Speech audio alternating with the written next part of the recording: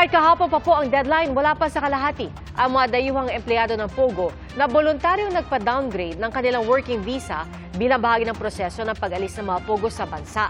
Ayon po sa Bureau of Immigration, kapag inabutan sila ng Enero dito sa Pilipinas, huhulihin sila at ipapa-blacklist. Saksi, si Dano Tingkungko. Ang 17 dayuhang inaresto ng NBI sa Makati dahil sa umunay scam operations at hacking galing umano sa mas malaking POGO. Ayon sa NBI, sinabi ng mga dayuhan na nasa proseso na sila ng pag-downgrade ng kanilang working visa.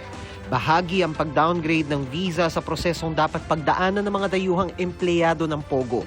Pero kahit kahapon pa ang deadline para sa pag-downgrade ng visa sa datos ng Bureau of Immigration, wala pang kalahati ng mga banyagang POGO worker ang nagboluntaryong magpapalit ng temporary visitor visa.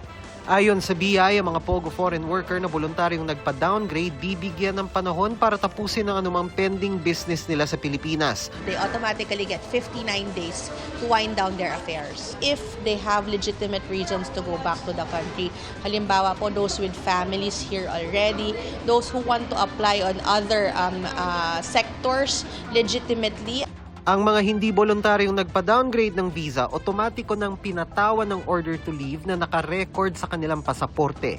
Ibig sabihin, sa lalong madaling panahon, kailangan na nilang umalis ng bansa.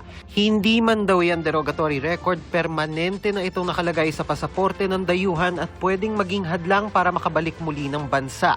Pag makita po yan ng immigration officers, there will be more scrutiny sa kanila dahil yun po ay tinuturing natin na red flag dahil nagtagal po sila dito without legally downgrading their visas. Pagpasok ng Enero, kung sino pang natira sa bansa, huhulihin na para ipa-deport at ipa-blacklist. After the year ends, lahat na po yan tinuturing natin na illegal. Whether they filed for downgrading, whether they did not file for it, as long as they remain inside the country.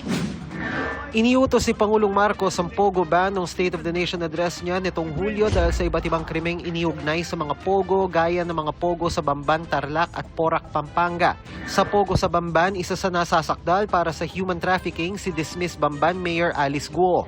Dinidinig ngayon ang bail petition ng dating alkalde at ng iba pang akusado. Dumalo sa hearing si Guo at iba pang akusado sa pamagitan ng video conference. Humarap ang isang opisyal ng Presidential Anti-Organized Crime Commission o PAOK. To give an overview of how the act of qualified trafficking was committed inside the compound of Baupo. Sa PL kasi, hindi kami required, we may not present our own evidence. Burden talaga yun ng prosecution. Magpapatuloy ang pagdinig sa October 22. Naharap naman ngayon sa reklamang paglabag sa Anti-Graft and Corrupt Practices Act si suspended Porac Mayor Jing Capil at siyam na iba pang kasalukuyan at dating opisyal ng Porac, Pampanga. Kaugnay ito ng mga aksyon nila sa pagbibigay ng permit para makapag-operate ang Lucky South 99. Sila po ang nag-aproba ng business permit nang hindi naman qualified ang Lucky South dapat sa POGO. Pag tinignan nyo yung application forms, blanco-blanco pero na proseso. Ang primary purpose ng kumpanya ng Lucky South ay outsourcing, hindi POGO. So labag ito sa kanyang primary and secondary purposes. Sinisika pa ng GMA Integrated News na makuha ang panig ng mga inireklamo. Para sa GMA Integrated News, ako si Dano Tingkungko, ang inyong saksi.